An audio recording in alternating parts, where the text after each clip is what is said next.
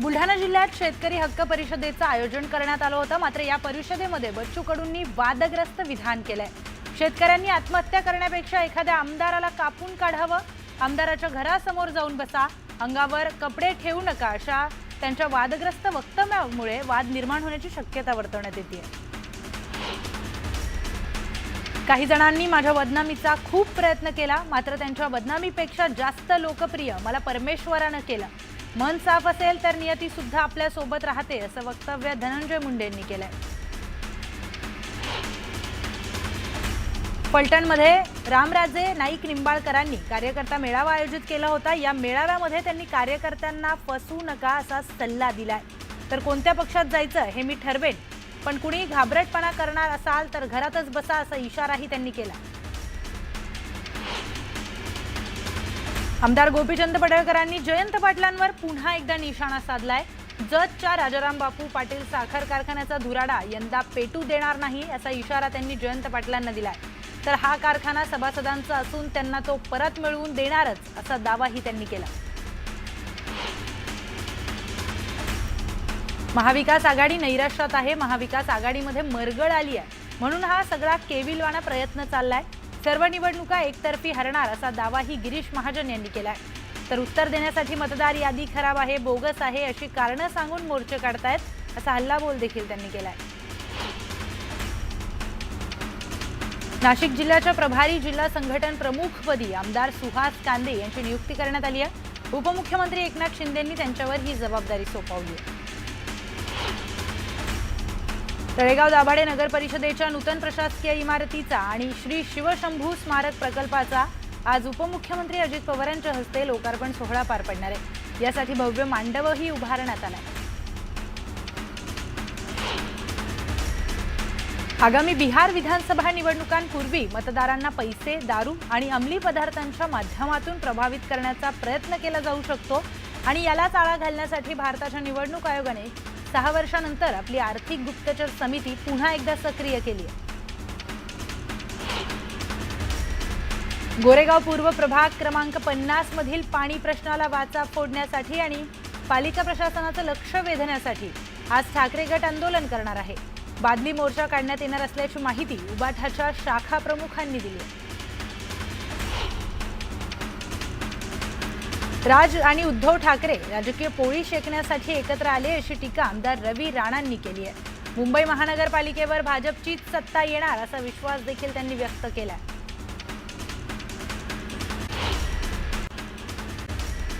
शनिवार वाड्यामध्ये प्रार्थना करतानाचा व्हिडिओ व्हायरल झाल्यानंतर विश्रामबाग पोलीस ठाण्यामध्ये गुन्हा दाखल करण्यात आलाय। या प्रकरणी संबंधितांवर गुन्हा दाखल करण्याची मागणी करण्यात आली होती। हिंदू संघटनांच्या आंदोलनानंतर पोलिसांनी शनिवार वाड्यावर पोलीस बंदोबस्त वाढवलाय। कबरीबाहेरही पोलिसांना तैनात करण्यात आलाय। कुठलाही अनुचित प्रकार घडू नये यासाठी प्रशासनाकडून काळजी घेतली जाते। 3.5 शक्तिपीठांपैकी आद्यपीठ असलेल्या सप्तशृंगी देवीच्या दर्शनासाठी जाणाऱ्या भाविकांसाठी आता खुशखबर आहे। 22 ऑक्टोबरपासून 6 नोव्हेंबरपर्यंत सप्तशृंगी देवीचं मंदिर भाविकांना दर्शनासाठी रात्री 12 वाजेपर्यंत खुलं राहणार आहे। भाविकांची होणारी गर्दी लक्षात घेता मंदिर प्रशासनाने हा निर्णय घेतलाय। दिवाळीनिमित्त सुट्टी असल्याने छत्रपती संभाजीनगरच्या घाटी रुग्णालय आणि जिल्हा रुग्णालयातील ओपीडी 21 आणि 23 ऑक्टोबर रोजी बंद राहणार आहे। सुट्टीच्या काळातही अत्यावश्यक सुविधा नेहमीप्रमाणे सुरू राहणार असल्याची माहिती रुग्णालय प्रशासनातर्फे देण्यात आली आहे। नुकसानग्रस्तांना मदत देण्यासाठी कन्नड तहसील कार्यालयासमोर 10 ऑक्टोबरपासून एका व्यक्तीने उपोषण सुरू केलं होतं।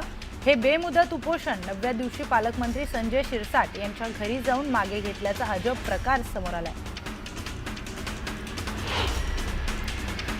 मावळ तालुक्यात अनेक पिढ्यांपासून झाडू बनवण्याचा पारंपरिक व्यवसाय यंदा अडचणीत आलाय। कौकाडी पोटजातीचे नागरिक झाडू बनवून आपला उदरनिर्वाह करतात, मात्र पावसाळ्यामुळे हा व्यवसायही ठप्प झालाय। त्यातही शासनाकडून मदत न मिळाल्याने कौकाडी समाजाचे हाल होतात।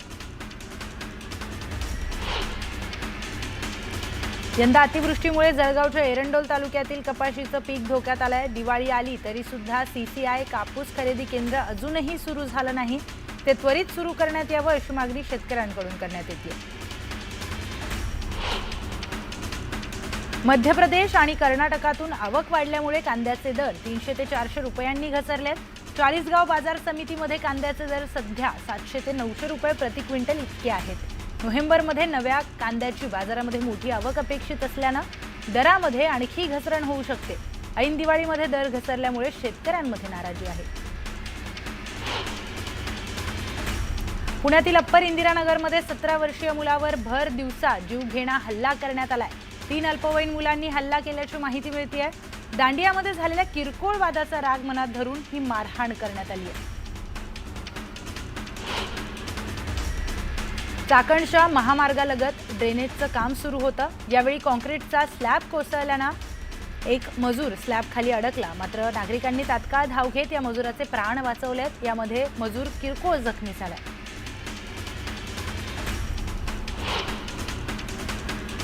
वादग्रस्त पोलीस अधिकारी रणजित कासलेला गुजरात पोलिसांनी लातूरमधून अटक केली आहे। गुजरात राज्यातील सुरत जिल्ह्यात झालेल्या चोरी आणि घरफोडी प्रकरणातील आरोपींना अटक केल्यानंतर त्या आरोपींना मदत केल्याचा आरोप रणजित कासलेंवर आहे।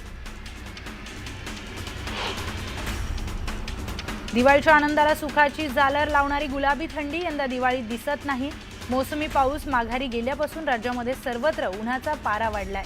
कोकणासह विदर्भातही तापमानाचा पारा 35 अंशापार गेलाय। दरम्यान पुढील 2 ते 3 दिवस उन्हाचा ताप कायम असणार आहे असा अंदाज हवामान विभागाने व्यक्त केलाय। ऐन दिवाळीत दिल्लीतील हवेची गुणवत्ता खालावली आहे। वाढती प्रदूषण पातळी पाहता राज्यात गॅप 2 लागू करण्यात आलाय, ज्यामध्ये अनेक निर्बंध लादले गेले आहेत। रविवारी दिल्लीतील सरासरी प्रदूषण पातळी 296 नोंदवली गेली आहे। प्रकाशाचा सण अशी ओळख असलेल्या दिवाळीतही मुंबईसह संपूर्ण राज्याच्या विजेच्या मागणीत मोठी घसरण झाल्याचं समोर आलंय।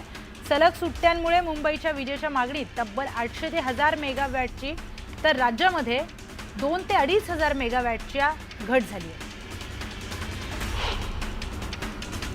दरवर्षीप्रमाणे यंदाही कोकण रेल्वेवर पावसाळी वेळापत्रक लागू करण्यात आलं होतं, मात्र यावर्षी ते 15 दिवसांनी कमी करण्यात आलं असून आज समाप्त होणार आहे।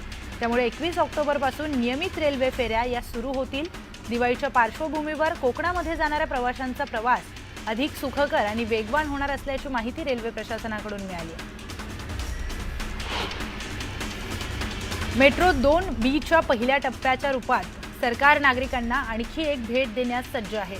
मेट्रो 3 कॉरिडॉर नंतर मुंबई महानगर प्रदेश विकास प्राधिकरणाने मेट्रो 2B पहिल्या टप्प्यावर सेवा कर सुरू करण्याची तयारी सुरू केली आहे। MMRDAच्या मते मंडाळा ते डायमंड गार्डन रोड पर्यंत मेट्रो 2B सेवा सुरू करण्यासाठी CMRS कडून हिरवा कंदील मिळाला।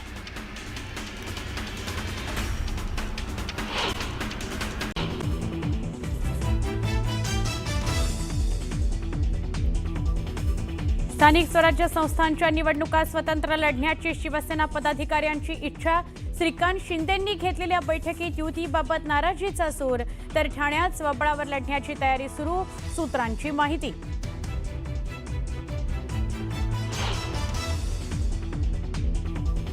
आता मनोमिलनाच्या नाटकाचं जोरदार प्रमोशन सुरू आहे। उपमुख्यमंत्री एकनाथ शिंदेंचा उद्धव आणि राज ठाकरेंना टोला।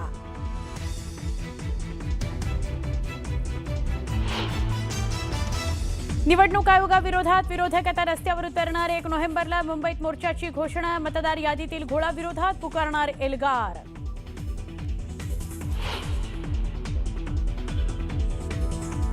पुण्याच्या शनिवार वाड्यात नमाज पठणाचा आरोप। खासदार मेधा कुलकर्णींसह हिंदू संघटना आक्रमक। गोमूत्र शिंपडत जागेचं शुद्धीकरण करत फडकवला भगवा।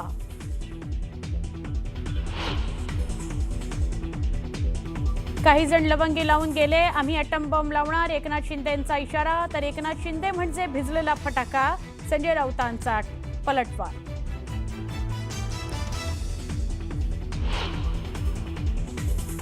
अयोध्येत दीपोत्सवानिमित्तानं नवीन विक्रमाची नोंद। 26 लाखांहून अधिक दिव्यांनी उजळली अयोध्या नगरी।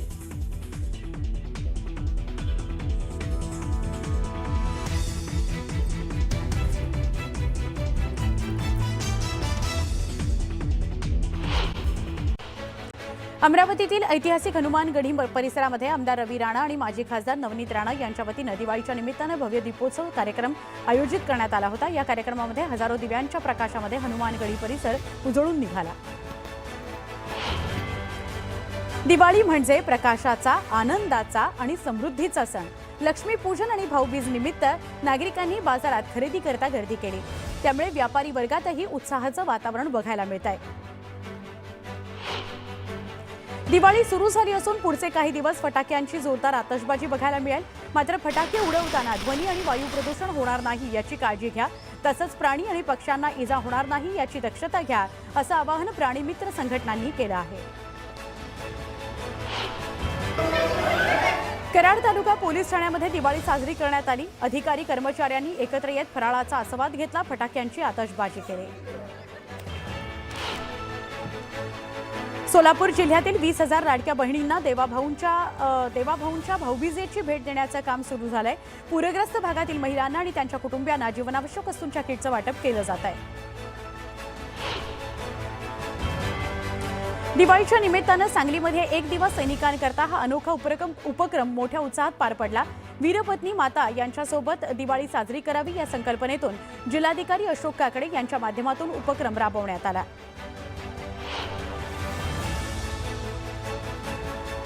सिंधुदुर्ग जिल्ह्यातील बाजारपेठांमध्ये नागरिकांनी गर्दी केली। बाजारपेठांमध्ये फराळ खरेदी करता, मिठाईच्या दुकानांमध्ये मिठाई आणि गिफ्ट घेण्याकरता ग्राहकांनी मोठी गर्दी केली। यावर्षी फराळाच्या किमती 10 ते 12% वाढल्या आहेत। तर अमरावतीमध्ये भाजपचे ज्येष्ठ नेते प्रवीण पोटे यांनी निराधारांसोबत दिवाळी साजरी करणार आहेत। आधार केंद्रातील निराधारांना दिवाळीचं साहित्य वाटप केलं जाणार आहे। स्नेहभोजनाचा कार्यक्रम सुद्धा काल पार पडला। दिवाळीनिमित्त कुडाळची बाजारपेठ सजली होती। रेडीमेड फराळ आणि इतर साहित्य खरेदीसाठी सगळ्या कुडाळकरांची लगबग बघायला मिळाली। आगामी बिहार विधानसभा निवडणुकीपूर्वी मतदारांना पैसे, दारू आणि अंमली पदार्थांच्या माध्यमातून प्रभावित करण्याचा प्रयत्न केला जाऊ शकतो। याला चाळा घालण्याकरता भारताच्या निवडणूक आयोगानं 6 वर्षांनंतर आपली आर्थिक गुप्तचर समिती पुन्हा सक्रिय केली आहे। गोरेगाव पूर्व भागामध्ये प्रभाग क्रमांक 50 मधील पाणी प्रश्नाला वाचा फोडण्याकरता आणि पालिका प्रशासनाचं लक्ष वेधण्याकरता आज ठाकरे गट आंदोलन करणार आहे। बादली मोर्चा काढण्यात येणार आहे, अशी माहिती उबाठाच्या शाखा प्रमुखांनी दिली।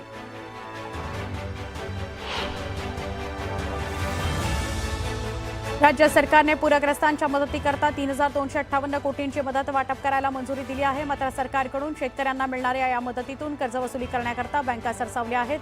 त्यात प्रशासनानं विरोध केलाय। तसं केल्यास संबंधित बँकांवर फौजदारी कारवाई केली जाईल, असा इशारा देण्यात आला। प्रभादेवी पूल पाडण्यात येणार असून बेस्ट उपक्रमातील काही बस मार्ग खंडित करण्यात आले आहेत। हे बस मार्ग खंडित केल्यामुळे या मार्गावरून प्रवास करणाऱ्या प्रवाशांचे हाल होत आहेत। पण बेस्टचे महसुली उत्पन्न सुद्धा घटले आहे, त्यामुळे MMRDAनं बेस्टला आर्थिक नुकसान भरपाई द्यावी अशी मागणी करण्यात येते आहे।